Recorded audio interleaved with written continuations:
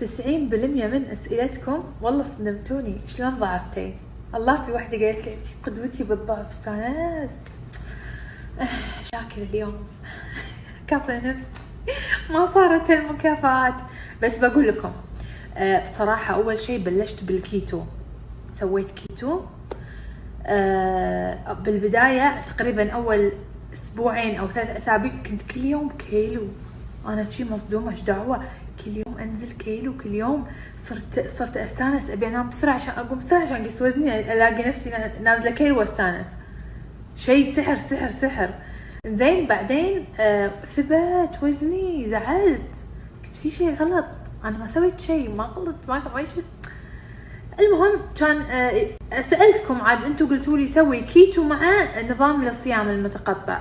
سويته بعدين بصراحة يعني ما كملت اسبوع والله صار لي ساعة اقرق. اخر شيء طلع من السناب. ما علينا خلي اقول لكم الصيام المتقطع ما قدرت اتحمله. يعني بعد الكيتو سويت كيتو متقطع صيام متقطع ما قدرت. يعني اقل من اسبوع ما تحملت. صعب يعني ما ادري. المهم انه كان اقول لازم اغير جو اغير شوي اصدم المعده اصدم جسمي كذي.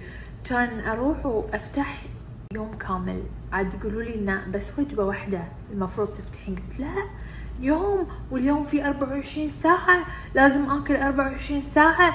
شو الصدمه اللي بوجبه واحده الجسم ما يمدي يستوعب من هالكلام وافتح لكم 24 ساعه وانا اكل يوم كامل. يعني شيء بس انا لاحظت نفسي انه بهاليوم فباليوم هذا اللي فتحته لاحظت ان انا مو قادره اكل وايد. قاعد اكل شويه معدتي صغرت فاستانست بعد. المهم فرجعت على الكيتو.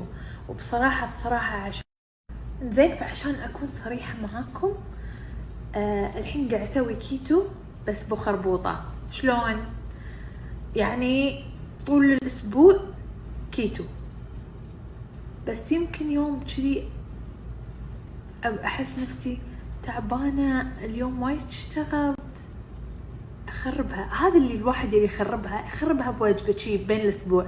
مو يوم مفتوح اكل خلوني اكل وجبه. لا والله باكل 24 ساعه.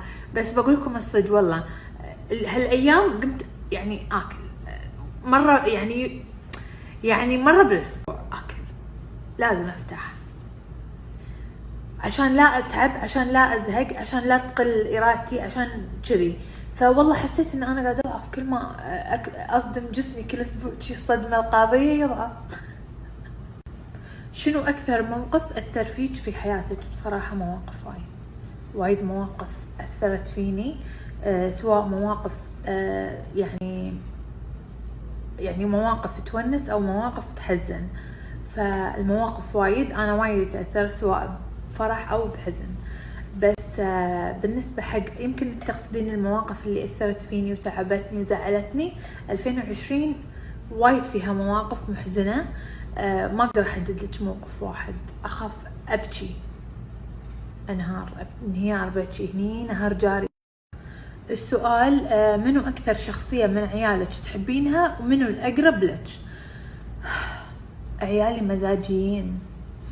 كل مرة أحد يحبني وفجأة يحب أمين أو العكس. بس الشخصيات بصراحة كل واحد فيهم له شخصية. يعني ما أدري كل واحد سبحان الله كل واحد ما شاء الله عليهم الله يحميهم. كل واحد له شخصية وفي شي ميزة حلوة وفي حركات تونس كيوت. بس اللي الحين قريبة مني صايرة خلود صغيرة. الباجي كلهم ما يبون أمين جليلين الحياة جميلين الأدب. والله ما أدري ليش تخيلوا حتى ليليان شكلكم حسدتوني شكلكم صكيتوني شي بصاروخ. ايش معنى ليليان وليش ليليان؟ ما تبيني تخيلوا اليوم قاعد اكل ولا تي كل مرة تي تلمني تقعد بحضني تبيني اوكلها ولا تي تشي وياها. اقسم بالله بالضبط نفس ما اسوي لكم. انزين وتاكل منصحني وتاكل تنصحني وتخيلي وتروح ولا كلمتني واناديها حقرتني وشي معفسه الوي، ليش انت سويت لك انا؟ والله ما تبي امين، فجأة كذي تغيرت. ما ردها لي، وين بتروح؟ في سؤال فنان وشلون الطرح. ثقتك العمياء مين تهدينها؟ شفتوا شلون؟ ما شو حبيت، احس وايد فخم السؤال. ما ادري شكو، بس ثقتي العمياء يعني اكون واثقة تماما، واثقة ثقتي العمياء اكيد حق امي وابوي، حق اخواني وامين. ثقة عمياء، ما يعني اشك بلحظة باي شيء، خلاص اكون مرتاحة كذي. هذه ثقتي العمياء. بس يلا خلوني الحين اروح اسوي لودينج على التعليقات.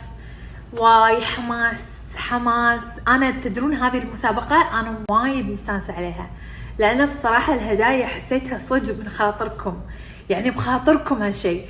فيلا راح اسحب اليوم راح اسحب على 3 فايزين. طبعا هذا الجزء الاول، وبعد يوم يعني شي بعد يومين راح اسحب على بعد 3، فكل يومين 3 كل يومين 3. متى نهاية المسابقة ما راح اقول لكم، لان على هالحماس ما اتوقع ان في نهاية حق هالمسابقة. عموما الهدايا لحد الحين 3 جناط برادا، 2 ايفون كاش، وبوكس ميك اب. ممكن ازيد البوكسات، ممكن ازيد الكاش، ممكن ازيد الايفون. بس هذه الهدايا اللي راح توصل، يعني واحدة توصل لها جنطة. فحق كل فايز شيء، مثلا واحد يوصل له ايفون، واحدة توصل لها واحدة توصل لها بوكس ميك اب، واحد يوصل له كاش، حسب. عشوائية، الهدايا عشوائية، اوكي. بس اهم شيء الهدايا اللي توصل تصوروا لي اياها وتدزوا لي عشان انزلها عندي ستوري. كل ما تدزوا لي اتحمس زياده واسوي لكم مسابقه. تستاهلون. يلا دقايق، مو دقايق، اعطوني تجيبوا نص ساعه. فيلا خلال هالدقايق، نص ساعه او اكثر، راح اسحب لنا الكومنتات 200,000 كومنت. فخلوني اسحب على راحتي، اسوي لودينج وايد على الكومنتات وياكم.